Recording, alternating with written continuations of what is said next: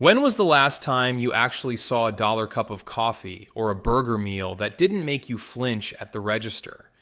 If you're drawing a blank, you're not imagining things. These products aren't just getting more expensive. In a lot of cases, they're disappearing entirely, pulled off shelves and menus on purpose.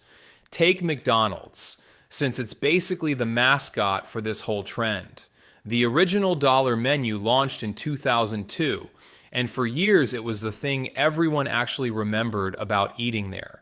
A plain hamburger, the same basic item that sold for 15 cents when the chain opened back in 1955, now runs close to $2. By 2014, rising costs had already forced a rebrand to Dollar Menu and More. Franchise owners kept complaining they simply weren't making enough profit at $1 an item, and piece by piece, the actual dollar items quietly thinned out, even while the branding stuck around. Today it's called McValue, and the centerpiece isn't a dollar item at all, it's a $5 meal deal. A Big Mac alone now costs more than that entire combo used to. And that raises a real question. Why would a company walk away from a price tier it spent decades building? Because that's exactly what's happening. Across retail, across fashion, across fast food, all at once. This isn't ordinary inflation. It's something closer to a company deciding the middle of the market simply isn't worth serving anymore, and that decision says something uncomfortable about where the middle class itself is headed. Start with what analysts are actually calling this trend, because it has a name now: the shrinking middle. For decades, the middle of almost any product category was the safest place a brand could sit.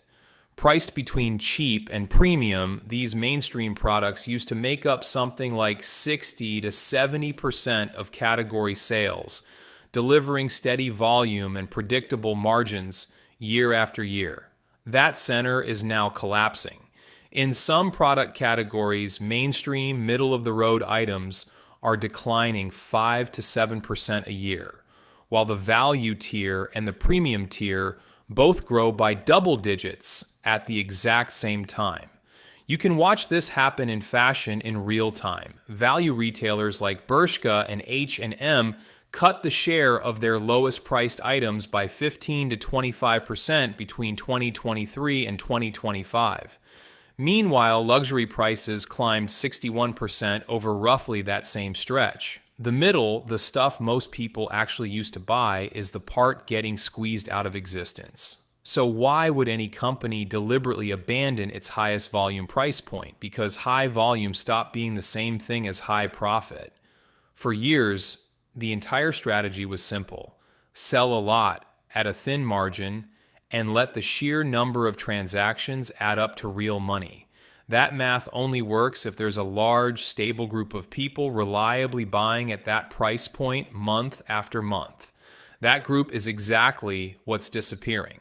Consumer spending has split into two increasingly separate stories. One group, concentrated at the top of the income ladder, keeps spending freely, largely because rising asset prices, stocks, real estate, keep making them feel wealthier, even without a raise. The other group is doing the opposite, cutting spending wherever they can and increasingly relying on credit just to cover the basics. Retailers have started calling this barbell pricing because if you picture consumer spending as a bar, all the weight is piling up on both ends and almost nothing is left in the middle. Executives in the industry are remarkably blunt about it internally. Once you understand a customer base has split into people who will pay almost anything and people who can barely pay at all, building a product for the vanishing group in between stops making financial sense. So the mid-tier item doesn't just get a modest price increase, it gets discontinued, restructured into a premium version at a much higher price, or quietly narrowed down to a smaller, less visible portion of the shelf. Look at what happened to the Big Mac specifically, since it's the item most people actually track without realizing it.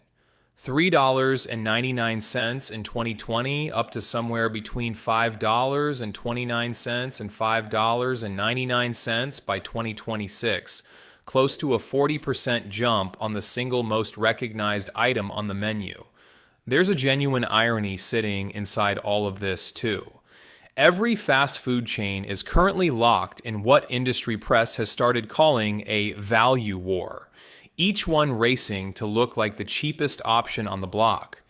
Taco Bell rolled out its own value menu, 10 items priced between roughly $1 and $3.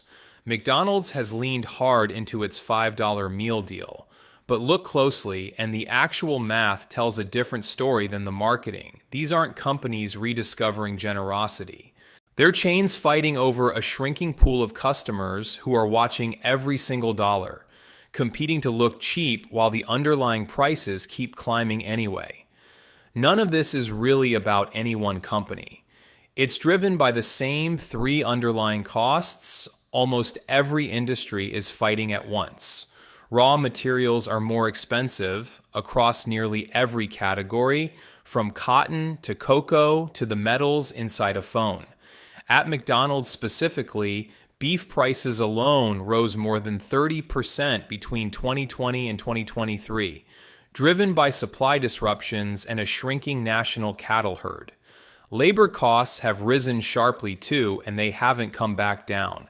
Fast food wages at McDonald's climbed from around $10 or $11 an hour in 2020 to somewhere between $14 and $16 an hour by 2026, and California went further, setting a $20 minimum wage specifically for fast food workers.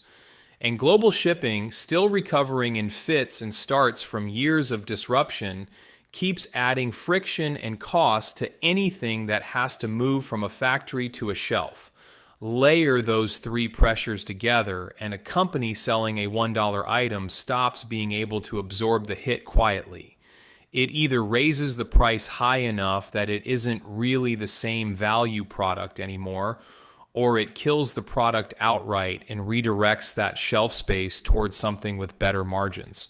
So here's what this actually means for you.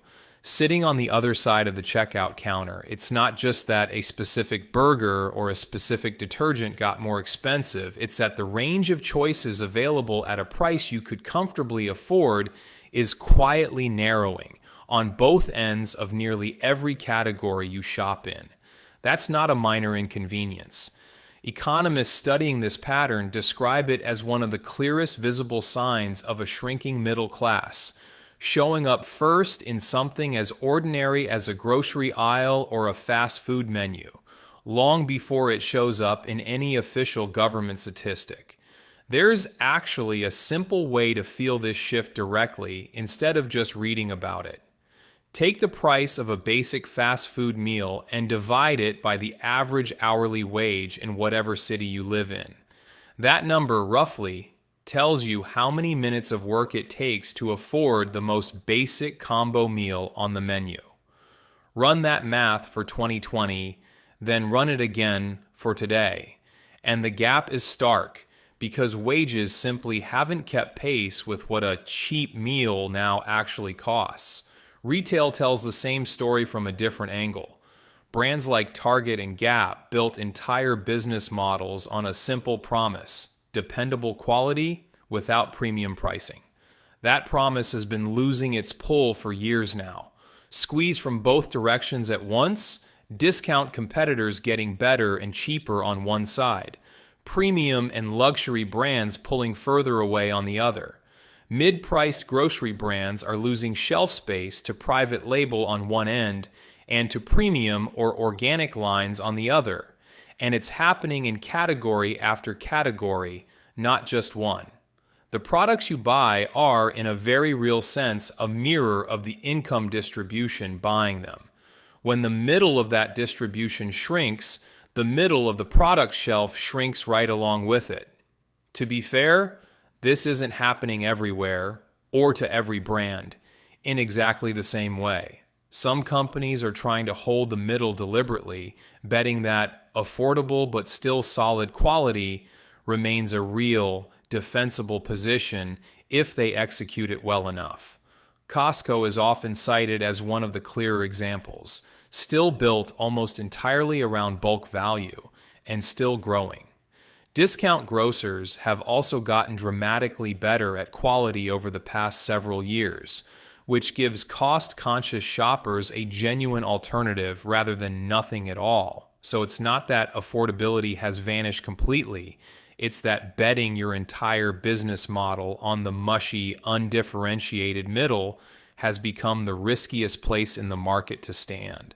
So where does this actually leave things? In an economy increasingly built for people who can spend without much hesitation and people who can barely spend at all, the products and the choices aimed at everyone in between keep quietly disappearing.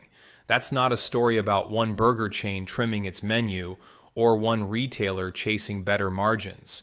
It's what a shrinking middle class looks like, showing up first in the small, ordinary decisions companies make about what to keep on the shelf, well before anyone official is willing to say the words out loud.